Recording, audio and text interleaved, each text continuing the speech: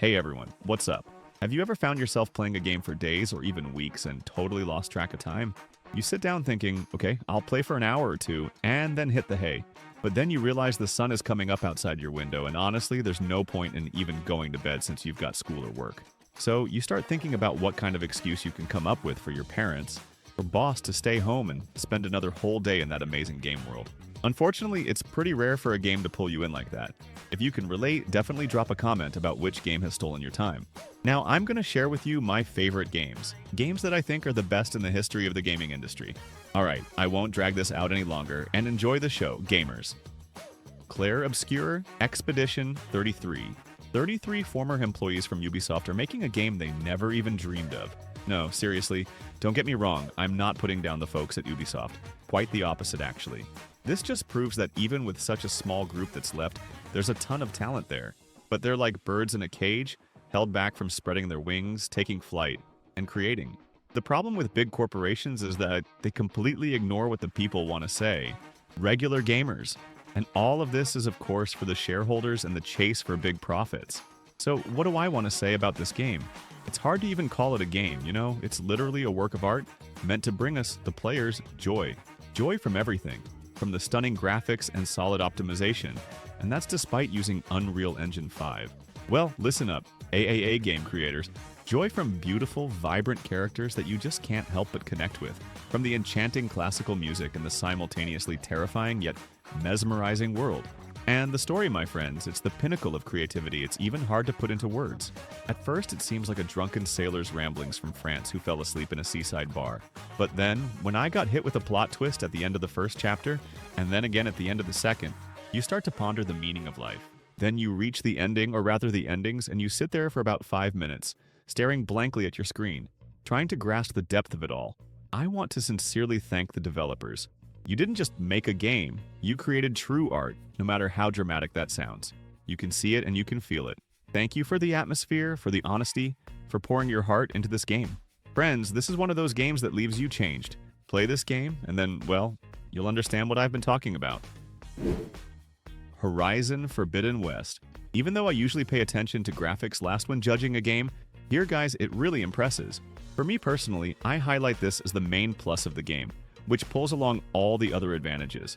Surprisingly, it also launched with solid optimization. This game definitely justifies its 125 gigabytes of space on my SSD. The beautifully crafted world, the colors, the characters, their movements and expressions. Sure, not everything is perfect, but honestly, I don't even know what to compare this level of graphics to.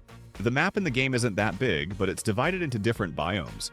Winter locations, deserts, jungles, and islands with stunning sunsets and sunrises. And the weather effects include snow, rain, and hurricanes. Overall, friends, the contrast in visuals here is off the charts, and it's backed up by a great photo mode that boosts your creative potential. All these aspects create a vibrant atmosphere in the game that dulls other inconveniences and downsides. I don't want to focus too much on the appearance of the main character, Aloy. Sure, she's filled out a bit since the first game, but hey, she saved the world, so why not? But honestly, between us, I liked Aloy from the first game a bit more. But anyway, to each their own, right? Gameplay and story-wise, this game has moved far beyond its predecessor. If you love the first game, you'll definitely enjoy this one, no doubt about it. But I'd also recommend this game not just to fans of Aloy's universe, but to anyone who appreciates beautiful graphics and enchanting landscapes.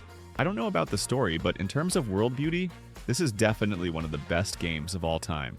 You know, it's one of those games where if you got yourself an OLED monitor or TV and upgraded your hardware, the first thing that comes to mind is, alright, let's dive into Forbidden West. Tainted Grail, The Fall of Avalon.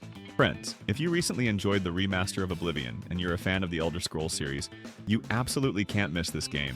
Sure, you can tell it's got a smaller budget from a tiny studio, which shows in the somewhat average graphics and animations, but that's not going to scare off Elder Scrolls fans.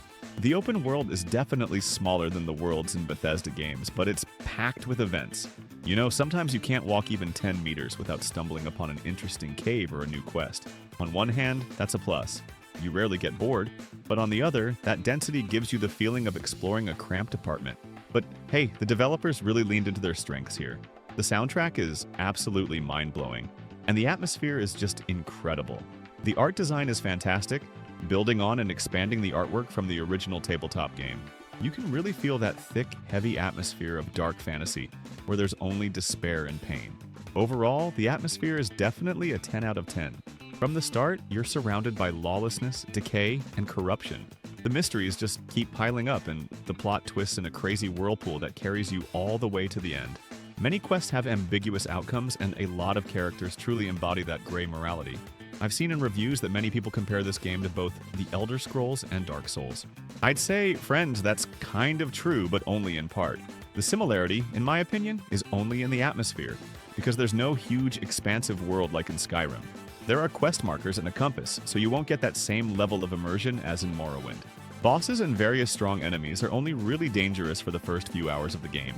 After that, you start to understand their mechanics, and they can be taken down pretty quickly, so there's no constant feeling of danger like in Dark Souls, but maybe for some, that's a plus. You won't die 100 times on one boss. I'd say, the game is just well balanced in terms of difficulty. It's got excellent art design and music, reliable and time-tested gameplay, and first-person action RPG mechanics, decent graphics, interesting plots and quests, and constant motivation to explore the game world. All of this, guys, creates that perfect combination that fantasy and RPG lovers have been craving for a long time. Baldur's Gate 3. This is the best game of 2023 and the best turn-based game in the last 10 years. Honestly, I could just stop the review of Baldur's Gate 3 right here. But seriously, every gamer, whether they love the D&D genre or turn-based games, needs to experience this game for themselves. My first playthrough took 190 hours and it was just unforgettable. When I got to the final quests and the game wrapped up, I felt this gentle emptiness and a growing sadness during the credits and beautiful music, knowing my adventure was coming to an end. This amazing game gave me so many emotions. It's been a while since I felt such a rush of joy, sadness, uncertainty, and enjoyment, all at once. I literally lived in this game for about a month, maybe even 2, and I didn't want to return to the real world. By the way, it's been a long time since I felt that way. I guess similar feelings came from The Witcher 3 or Red Dead Redemption 2, even though those are totally different games. I won't dive into the gameplay and mechanics of this turn-based RPG. The variety in dialogues, gameplay, and events is so vast, it's honestly hard to imagine how much time the developers spent on it. Just a moment, guys. There are 17,000 different endings in this game. How about that? And I often catch myself thinking this might be my favorite game, but is that even possible? So many beloved games rush through my mind that I adore and would happily replay. But every time I return to the world of Baldur's Gate 3, one thought keeps coming back. Yeah, I guess this is my favorite game. But it definitely makes my top 3 favorite games list. You've got to try this masterpiece. I'd even say I highly recommend it. Even if you're not a fan of the D&D genre or turn-based games, which, by the way, I wasn't before I discovered Baldur's Gate 3. I used to think it was the most boring and dull genre out there. But man, was I wrong. Trust me, Baldur's Gate 3 will completely change your mind. After this game, I binge-played all the Divinity games, which I also recommend. Even if the graphics don't hold up as well, you'll still enjoy them. So just give Baldur's Gate 3 a shot, and then thank me later. I'm 200% sure of that. Just give this game a chance, and you won't want to pull yourself away from it. Ghost of Yōtei. This is a direct continuation of Ghost of Tsushima, but this time it takes us to the northern lands of Japan, at the foot of Mount Yōtei. The main character is Atsu. She returns home after 16 years since her family's death and decides to get revenge on everyone responsible for that tragedy. The story mostly follows familiar tropes. Another revenge tale, another journey of self-discovery, and another reminder that revenge is for the weak. But the presentation is definitely top-notch. The cutscenes are beautifully crafted, the characters feel alive, and the world is filled with stunning Japanese atmosphere, lush forests, flooded villages, snowy temples. It's like everything was pulled straight from Japanese prints. And I'm not exaggerating, folks, the visuals are truly breathtaking. Plus, aside from the atmosphere, I can't help but mention the game's graphics. They're honestly just impressive. I think you can see it all for yourselves. But the main highlight of this game, guys, is definitely the combat system and the various combos. The developers kept the familiar foundation of Ghost of Tsushima but added way more weapons and options. We now have a whole arsenal that feels like a weapons museum from those years in Japan. You can disarm enemies, throw a blade at them, shoot with firearms, or even call in a battle wolf for help. World exploration has also been brought to life. Now the world reacts to player actions. For example, you can fish, cook food, and participate in simple mini-games, like playing coin toss or forging swords using your controller's gyroscope. Even though the game doesn't offer anything truly new, it still feels like a solid continuation of Tsushima. Overall, in my opinion, Ghost of Yōtei is really good, and I highly recommend you play it, especially if you enjoyed Ghost of Tsushima. You're gonna love this one just as much, trust me. Days Gone. This is yet another former Sony exclusive that critics didn't really vibe with, but actual players loved it. You see, the critics just played the game, while the players actually finished it. The game is pretty lengthy, and not everyone can make it to the end, but if you do, it's one you'll remember for a long time. The main character, Deacon St. John, is married and loyal to his wife, values friendship, and sticks to his principles. By today's gaming standards, this isn't your typical game, because honestly, creating a solid main character that you want to relate to is a rare find these days. Plus, the game features an atmospheric open world with unique scenes and gameplay elements, and the supporting characters are super memorable in their own right. The game is quite hardcore for gamers, but that just adds realism to the world. The main character carries very few bullets, while there are tons of enemies around. The constant resource shortage forces you to act very carefully, and if you run into a horde of freaks along the way, you'll be terrified trying to escape, especially since the first 30 hours with them can be really tough. They're fast, there are dozens and hundreds of them, and the main character just doesn't have enough ammo, supplies, or stamina to fight them head-on. But keep in mind, even when you have everything you need, you still have to strategize against large hordes because, trust me, there are a lot of them here. And let me tell you, it's a really unique gaming experience. Bane Studios managed to create a truly living character, place him in a believable dead world, and craft an amazing story full of emotions and unexpected twists. Yes, it will definitely annoy you with its reasonable ambiguities, silly yet logical character actions, repetitive tasks, the constant need to refuel your bike, and a bunch of other things that might get under your skin. But Days Gone, believe me, will not leave any of you indifferent. I hope after this video you'll connect with the character of St. John, enjoy his comments on various topics, and see that the lifeless wastelands have never felt so real. It's just a shame that a sequel seems like it'll never happen. Sony, you see, wasn't happy with the sales and just disbanded the entire development team, although they had plans for a sequel as hinted by the game's open ending. Well, let's just hope for a miracle. Bloodborne. Imagine a city where gothic spires of castles pierce a bloody sunset, and in the alleys, madness and fear whisper. Yharnam isn't just a location. It's a living, dark organism where every door creaks with secrets, and every silhouette in the fog could be your last nightmare. Bloodborne isn't just a game. It's a whole ritual where you become both the hunter and the prey. And honestly, I have no idea what Sony is thinking. Where's the long-awaited remake or the original release on PC? But if there's some long-term contract or a dislike for PC gaming, at least make a decent version for the PlayStation 5. Alright, I'm getting a bit heated. Anyway, Bloodborne is just an incredibly beautiful, dark, and atmospheric game. For me, it was like the first step into the world of Souls-likes, and I loved it. Sure, it was super tough at first, but it was so interesting. It's the only Souls-like that could keep me hooked. A creepy world that gives you chills, stunning art design, a gothic atmosphere, and amazing audio. The story is pretty interesting for this genre. It'll make you dig into all kinds of theories and lore, hoping to find out what happened in this dark city and who the hunters are. And is this a hunter's dream or real life? Friends, if you have a chance to play on PlayStation, I highly recommend it. And if you only have a PC, there's a pretty good emulator out now that runs at a solid level and delivers stable 60 frames per second, so I recommend that too. Just so you know, I'm not promoting piracy or anything. The Elder Scrolls V: Skyrim. You know, friends, there's a special kind of game where analyzing by standard criteria is honestly a pretty questionable and even silly task. To me, it's like classic gold, just like The Witcher or Gothic. So these kinds of projects need a more comprehensive approach, based more on emotional perception than on dry metrics. I hope you get what I'm saying. And in the same way, we need to evaluate Skyrim. It's a legendary piece of work with a detailed, expansive game world, a rich Scandinavian atmosphere, engaging gameplay packed with massive exploration elements, and honestly, an insane level of replayability. I can't even count how many times I've played through it, and with graphic mods, it feels like the first time every time. For example, right now you're seeing the Skyrim Ultima mod pack, and there are literally hundreds of mods for this game, if not more. The vast expanses of this harsh northern province captivate with their size and incredible artistic execution. Snow-capped peaks covered in frosty mist and warm, wooded valleys, the unique architecture of Dwemer ruins, and the grim burial mounds of the Nords, charming villages, and densely populated cities that are all completely different from one another. Often, I just stop to admire the local beauty. I'm not exaggerating, just take a look at this picture. Skyrim is a successful embodiment of a magical fairy tale where it's incredibly pleasant to be. This creation offers unlimited freedom of action, a ton of quests, and hundreds of hours of adventure. And guys, this game has a certain sacred essence that we're desperately searching for in modern games. And the name of this essence, friends, is soul. And yeah, to me, this game definitely has soul. Skyrim is a cultural phenomenon that has had a colossal impact on the entire gaming industry and hasn't lost its relevance even today. It's just a legendary game. Cyberpunk 2077. This is my second playthrough of this masterpiece at 100%. Yeah, you heard me right, masterpiece.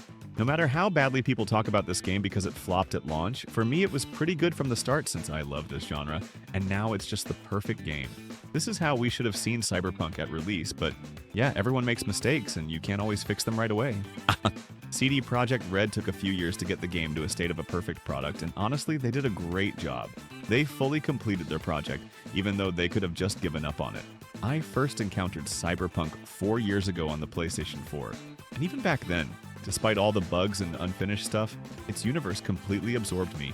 And now, 4 years later, I decided to replay the game on PC, plus there's a big expansion out.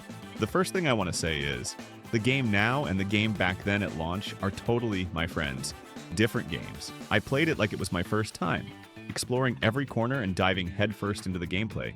Plus, the DLC Phantom Liberty is just fantastic in my opinion, with a new location and a new story. But even after finishing the DLC, I don't want to part with Cyberpunk. I like it that much. And the number of mods that have come out now can change the game beyond recognition. And honestly, you can see this picture, it's just stunning. And guys, I feel a bit sad that for me this story is now completely closed because playing through the game a third time at 100%, well, that's just bordering on madness. I'll remember this game because it left a huge mark on my memory, and for me, it's one of the best of the last few decades. Probably right up there with The Witcher. I definitely recommend playing it, especially if you had a negative experience at launch with Cyberpunk. Although, I think there are almost no people left who haven't played Cyberpunk. God of War. Well, what can I say, guys? This is the best exclusive from Sony, later released on PC. While I'll be talking about the first part from 2018, you definitely need to play Ragnarok after the first one. It's pretty great. Personally, I was really drawn in by the story and the theme that takes center stage throughout.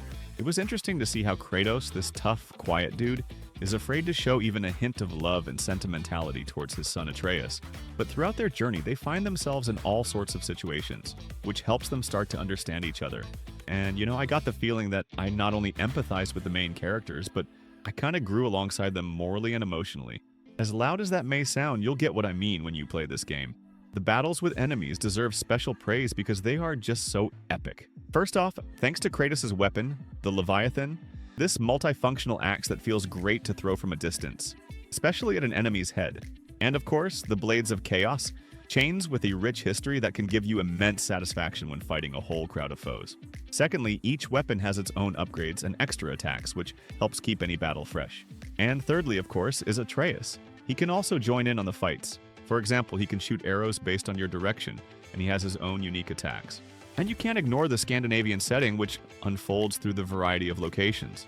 You really enjoy the visuals of the game, and it's not just about the breathtaking mountain landscapes around, but also the creatures inhabiting this land, the characters, the unique architecture, and even the details like the appearance of the main character's armor. And keep in mind, this game was released on PlayStation 4 with graphics like this. Overall, friends, this is an amazing game that won Game of the Year in 2018. And honestly, it could have easily claimed that title again in 2021 when it came out on PC. For me, it's one of the best exclusives from Sony. And I'll say it again, when you finish God of War from 2018, definitely play Ragnarok. Uncharted 4: A Thief's End. And I think many of you were probably expecting to see this game here because it looks absolutely stunning for its age. Just a reminder, this game came out almost 10 years ago. It's yet another title that really pushed the limits of the PlayStation 4. The visuals are top-notch. Uncharted 4 is truly a feast for your eyes. The main character, Nathan, goes on adventures in snowy Scotland, then heads to the breathtaking island of Madagascar, and the contrast in the landscapes is just incredible. The graphics hold up really well even today. Even in 2026, the game still looks gorgeous, and it runs perfectly in terms of optimization. Instant loading times, smooth frame rates, There are definitely no issues with optimization in this game. You just want to wander around and admire the locations, especially when you hit that tropical island. Honestly, Uncharted 4 looks like it just came out recently, not 10 years ago. And I can't find anything to nitpick about the visuals no matter how hard I try, especially when it comes to the detail in the vegetation and local landscapes. Again, this is all subjective, but in my opinion, you just can't find a game that looks better than this one from 10 years ago. Well, maybe The Witcher is okay, but I remember when I played this game at launch, I was blown away, and that's putting it lightly. Hogwarts Legacy. Since the Harry Potter franchise became popular in the late 90s, fans have dreamed of receiving a letter from Hogwarts and heading off to a magical school to experience all those adventures firsthand. And thanks to Hogwarts Legacy, an open-world action RPG from Avalanche Software, that dream has finally come true, even if the game's events take place decades before Harry Potter and his friends' adventures. Still, following the story of your wizard or witch is just as exciting. Hogwarts Legacy is primarily a stunning adaptation that almost perfectly meets the expectations of millions of fans worldwide who discovered this magical world when they were just little kids. It's nostalgia that carries something more than just a warm feeling. The project brilliantly captures the magic familiar from childhood, thanks to its beautiful open world, main characters, and simply gorgeous atmosphere of Hogwarts Castle. And even though some open world elements feel outdated and the world seems a bit empty in places, it's still the best modern gaming adaptation of the Harry Potter universe. Moreover, I want to say, friends, that this is the most powerful media in this setting, of course, after the films. The developers have done an incredible job bringing this magical world to life. Avalanche Studios sent us that letter we've been waiting for since childhood. While the game is far from perfect, I believe you won't find a better fan service for Harry Potter anywhere else. Red Dead Redemption 2. Well, this is a masterpiece, friends. The best game I've ever played. It's the gold standard among all games. Yeah, you might be thinking, man, this guy thinks every game is amazing, but honestly, that's just how it is. And there's really no ranking in this list. Each game in this video is unique to me, and with each one, I've experienced more than one sunrise and lived a whole separate, thrilling life. And how many times have these games helped me through tough moments, escaping the gray reality and diving headfirst into these incredible worlds? I honestly tried to find any flaws, but in Red Dead Redemption 2, everything is just absolutely top-notch. Sure, there were some minor bugs, and yeah, the beginning is a bit slow, I won't argue with that. But all of that is so trivial and insignificant compared to what awaits you for 50 hours or even more. In my case, by the way, I've already logged 380 hours. The story, the graphics, the physics, the painstaking world detail, hunting and fishing simulations, various crafting. Man, I just can't list everything that's in this amazing game. In Red Dead Redemption 2, you don't just play it, you literally live in it. And you get so attached to the characters that by the end, whether you want to or not, your eyes start to water. Personally, I've played through the game several times, and I always end up tearing up, even though I knew how it would all end. Play it and enjoy this masterpiece. And here's my advice. Take your time, complete all the side missions, because in the end, it'll give you extra unforgettable emotions. And whatever you do, don't rush to conclusions based on the first chapter. Yeah, it's slow, I won't deny it. I used to complain about it when I was younger and almost skipped the game, but trust me on this, friends. If you get past the first chapter, you definitely won't be able to stop. And just like with The Witcher 3, how I wish I could wipe my memory and start again from the snowy peaks in the quiet, peaceful town of Valentine. This is a masterpiece, ladies and gentlemen. Just a masterpiece. Detroit: Become Human. I'll start by saying this isn't just a game. It's a breakthrough in the interactive movie genre.